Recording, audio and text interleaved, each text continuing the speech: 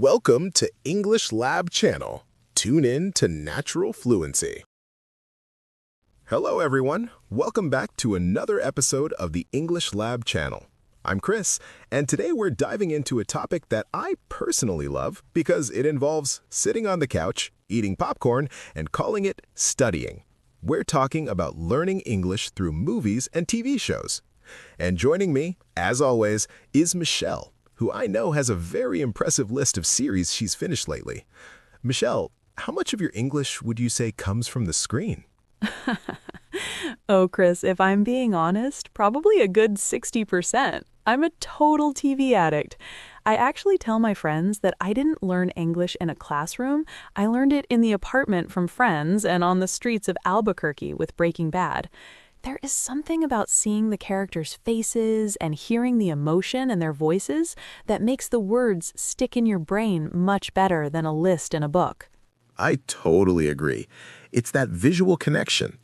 I remember when I was first starting out, I tried to watch The Lord of the Rings in English without any help. It was a complete disaster. I understood that there was a ring and a mountain, but every time the characters started talking about the history of Middle-earth, I was completely lost. I realized then that you can't just jump into the deep end. You need a strategy. You really do. You can't just put on a movie and expect your brain to magically absorb everything. I have a coworker, Alina, who tried to do exactly that. She decided to binge-watch a whole season of a medical drama in one weekend to improve her English. That's a funny term, Michelle. Binge-watch. I hear it all the time now with Netflix, but could you explain to our listeners what someone is actually doing when they binge-watch something? That's a great point. When you binge watch, you are watching many episodes of a television program one after another in a single sitting. It's like a marathon for your eyes. Elena watched 15 hours of surgery and medical jargon in 2 days. By Monday morning, she could say cardiac arrest perfectly, but she couldn't remember how to order a coffee. She was exhausted. That's the danger. You have to balance the quantity with the quality. I always recommend starting with something familiar. If you've already seen a movie in your native language, watching it in English is much easier because you already know what's happening. You aren't struggling to follow the story, so your brain is free to focus on the sounds. That is such a savvy tip. I did that with the Disney movies I grew up with. Since I knew every line of The Lion King by heart, hearing it in English felt natural. But the real debate always comes down to the subtitles. Oh, the big subtitle debate. I've seen people argue about this for hours in online forums. Michelle, what's your take? Should people use them or not? Well, it's a tool, right? But people often use them as a crutch instead of a ladder. For those who might not know that specific term in this context, Chris, how would you describe what subtitles are to a student? In other words, subtitles are the text displayed at the bottom of the screen that translates or transcribes the dialogue. My advice is always use English subtitles, not your native language. If you use your native language, your brain just reads and stops listening. But if you use English subtitles, you are connecting the written word to the spoken sound. It's a double workout for your brain. I completely agree. My brother, who is a big gamer, used to play everything with the subtitles on. He told me it helped him catch the words that speakers link together. You know, like when "what are you doing" sounds like "what you doing." If he didn't see the text, he wouldn't realize those were the same words he learned in school. That's a perfect example. And that leads us to the type of show you choose. For beginners and intermediate learners, I almost always suggest starting with a sitcom. A sitcom? That's a specific category, isn't it? Could you tell us what makes a show a sitcom and why they're so good for learning? Great question. A sitcom, which is short for situation comedy, is a type of show that features the same characters in everyday places, like an office or a home, and it's usually very funny. Shows like The Office or Modern Family are perfect because the language is very daily life. They use the kind of English you'll actually use at a party or a meeting. And they're short, usually only 20 minutes. That's much better for your mental stamina than a 3-hour epic movie. I remember watching How I Met Your Mother when I was at a B1 level. I would watch one episode, take some notes, and then watch it again. By the third time, I didn't need the subtitles at all. It gave me such a huge confidence boost. Confidence is everything. But what about the people who prefer to watch movies with dubbing? I have a friend, Marco, who refuses to watch anything in the original language because he says it's too much work. Oh, Marco is missing out. Chris, can you explain to our listeners what dubbing is and why it might actually be slowing them down? Of course. Dubbing is the process of replacing the original voices in a movie or show with voices in another language. While it's easier to watch, it's terrible for learning because the mouth movements don't match the sounds and you lose all the natural rhythm and intonation of the original actors. It's like eating a plastic apple. It looks okay, but there's no nutrition.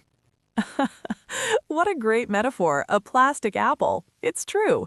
When you hear the real actors, you hear the soul of the language. I remember watching a British drama, I think it was The Crown, and I was fascinated by the difference in how they spoke compared to the American shows I was used to.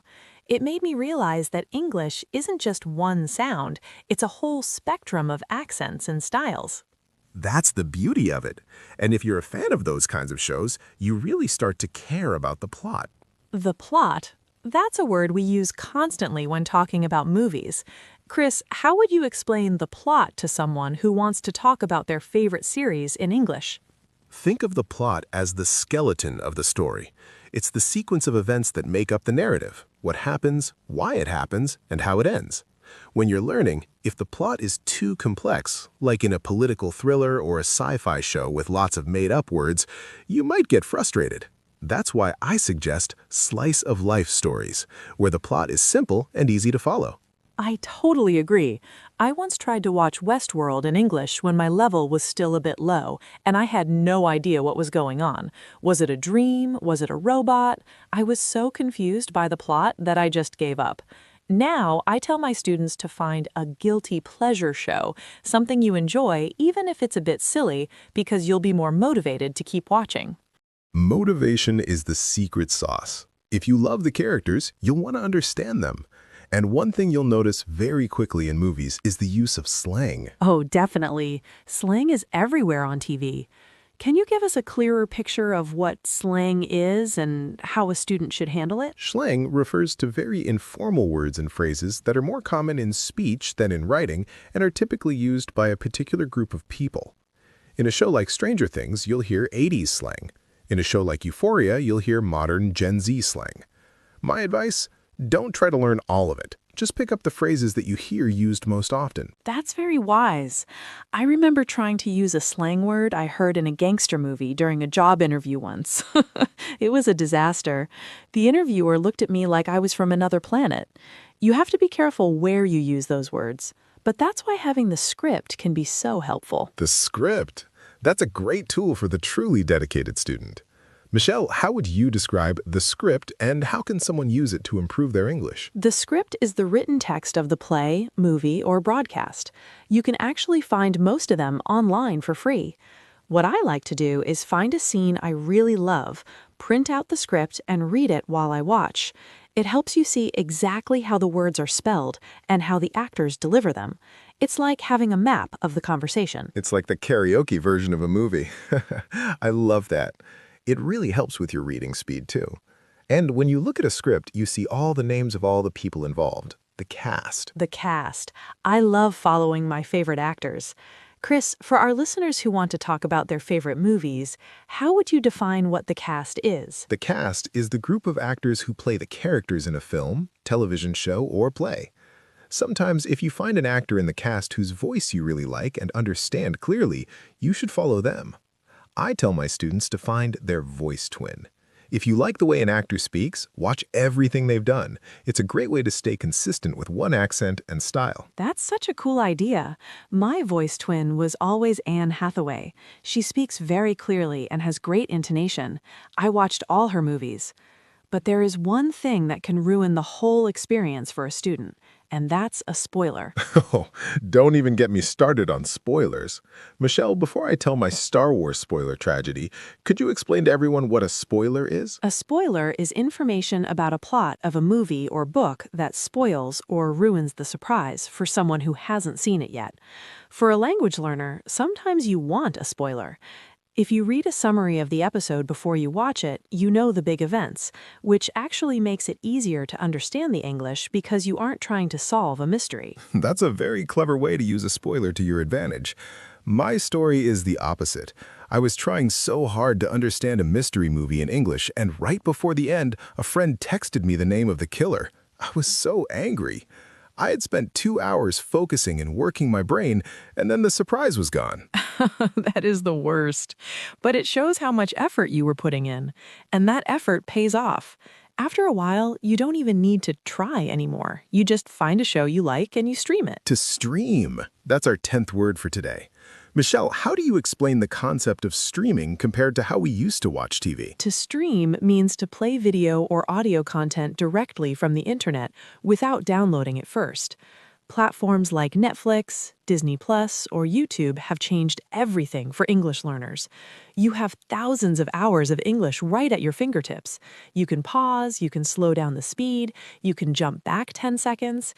It's the most powerful classroom in the world. It really is. I think we are so lucky to live in this era of unlimited input. But it can be overwhelming, can't it? There's so much choice that sometimes you spend 40 minutes just scrolling through the menu and you never actually watch anything. The Netflix paradox. I do that every Friday night. My advice is to have a study series, something you watch specifically for English, and a relax series where you just enjoy yourself. Don't make every single show a lesson or you'll burn out. That's a very healthy balance. Well, Michelle, we've talked about a lot today. I think it's time to recap our screen time strategies for our savvy listeners. I'd love to. Let's go through those 10 terms and the tips we shared. Perfect. We started with the idea of a binge watch. Remember, don't overdo it. Marathon watching can tire your brain out. Try to do 1 or 2 episodes at a time with full focus. And use those subtitles wisely. Keep them in English to bridge the gap between sound and text. If you can, try to move away from them slowly as you get more comfortable. We recommended starting with a sitcom because the language is practical and the episodes are short. And please avoid dubbing at all costs. You need to hear the original voices to learn the real rhythm of English. Don't get lost in a complex plot. Choose stories that you can follow easily so your brain doesn't freeze from confusion. And while you'll hear plenty of slang, don't feel like you have to use it all. Just learn what it means so you're not confused. If you want to go to the next level, find the script and follow along. It's a great way to see the mechanics of the dialogue. And pay attention to the cast. Find an actor you like and use them as your voice model. Avoid those spoilers if you want a surprise, but read a summary first if you need some help understanding the story. And finally, take advantage of the fact that you can stream everything. Use those playback controls to your advantage. What a great list. You know, Michelle, I'm actually going to go home and watch an episode of The Great British Bake Off. I love hearing all those different regional UK accents while they talk about cake. That's a great choice. Bake Off is so positive, and the vocabulary is very specific but useful. I think I'll stick to my crime documentaries.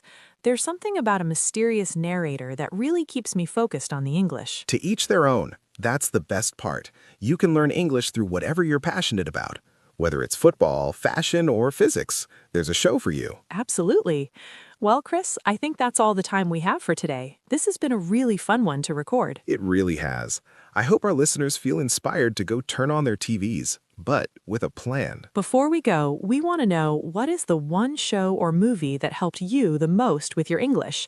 Or do you have a favorite voice twin actor? Tell us in the comments. We love getting your recommendations. I've actually started watching 2 new shows because of suggestions from our listeners. Don't forget to subscribe and hit the notification bell so you never miss an episode of the English Lab channel. We have so much more in store for you. Keep watching, keep listening, and most importantly, keep having fun with the language. Happy viewing, everyone. I'm Chris. And I'm Michelle. See you in the next episode. Bye. Goodbye. Thanks for tuning in. Keep practicing, keep connecting, and don't let your fluency fade to static. Leave us a comment with your stories, hit that subscribe button to join our community, and turn on notifications so you never miss an episode. See you in the next broadcast.